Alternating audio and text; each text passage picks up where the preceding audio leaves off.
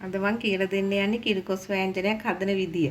මම මේක හොඳට මේ හොදලා කපලා තියෙන්නේ. දැන් මේකට අපි දාගමු කොස් ඇට. කොස් ඇටත් මම තලාගෙන හොදලා තියෙන්නේ. ඒවා මම වීඩියෝ කරේ නෑ. දැන් අපි මේකට ලුණු කරපිංච ටික දාගමු.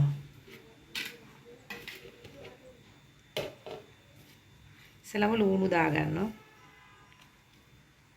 ඊට පස්සේ රම්පේ අවුමිරිස් කරපිංච සුදු ලුණු. දැන් අපි මේකට 3-5 ටික දාගමු. මුලින්ම මම කහ දාගන්නවා.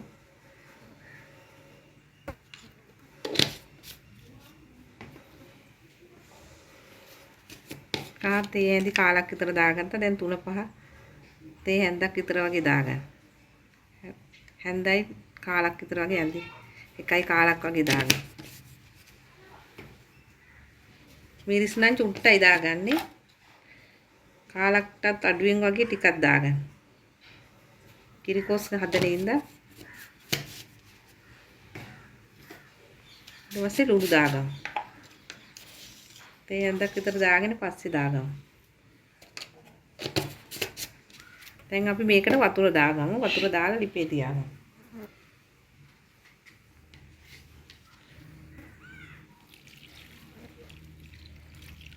තේ මේ වතුර කෝප්පයක් විතර වගේ දාගන්න. දැන් මේ විනාඩි 5කට පස්සේ අපි දැන් බලමු කොහොමද කියලා. තාම වතුර තියෙනවා. මේ තව තැම්බිලා මදි. මම මේකට මේ උළු හාල් ටිකකුත් එකතු කරා. ඒකම වීඩියෝ කරේ නෑ. උළු හාල් ටිකකුත් දාගන්න. තව තැම්බෙන්න ඕනේ තව. දැන් වතුර හිඳිලා තියෙන්නේ. හොඳට තැම්බිලා. දැන් අපි මේකට මිටි කිරි කෝප්පයක් දාගමු.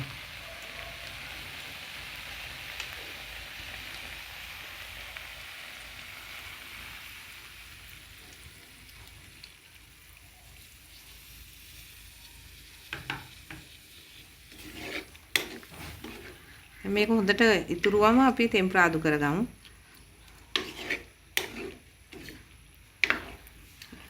ලුණු බලන්න ලුණු මදි නම් ලුණු දාගන්න.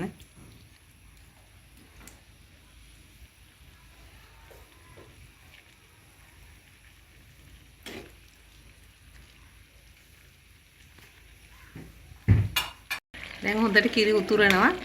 දැන් අපි මේක වෙනම පීරිසියකට දාගෙන තෙම්පරාදු කරගමු. දැන් අපි තෙල් දාගමු. කොස් එක පොඩ්ඩක් අඩිය ඇල්ලුවා. තෙල් චුට්ටක් දාගන්න. දාගෙන මේක රත් වුණාම අබ දාගන්න ඕනේ.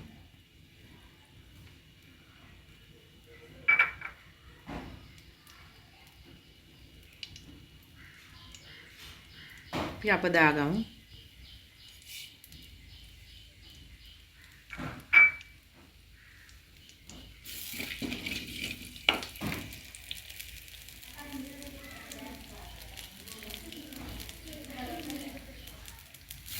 අබ ටික හොඳට බැදුනට පස්සේ දාන්න ඕනේ මිරිස් කෑලි.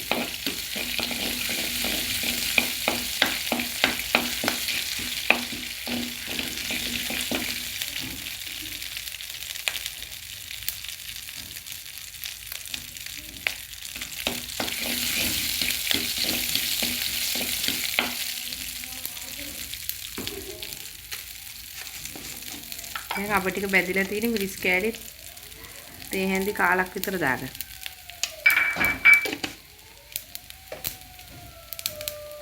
හොඳට බැදෙන්න ඕනේ. මිරිස් කෑලි ටික.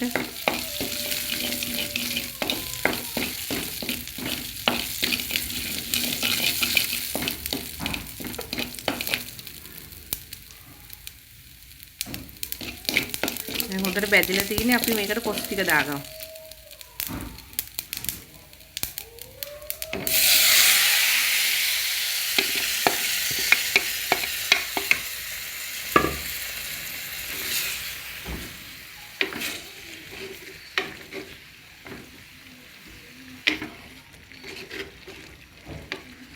මම දැන් මේකේ උඩට දාගන්නවා බෙදපු 3-5 කුණු ටිකක්. එතකොට කොස් එකේ අමුතු රසක් එනවා. මම දැන් මේක උඩට උතුරනකොට බෙදපු 3-5 කුණු ටිකක් දාගන්නවා.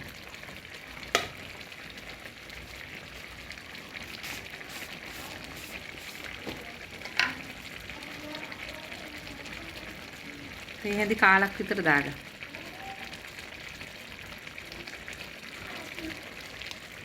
දැන් මේක මම ලිපෙන් බා ගන්නවා දැන්. වැඩි වෙලාවක් තියාගන්න එපා 3-5 දාලා. ලිප ඕෆ් කරගන්න.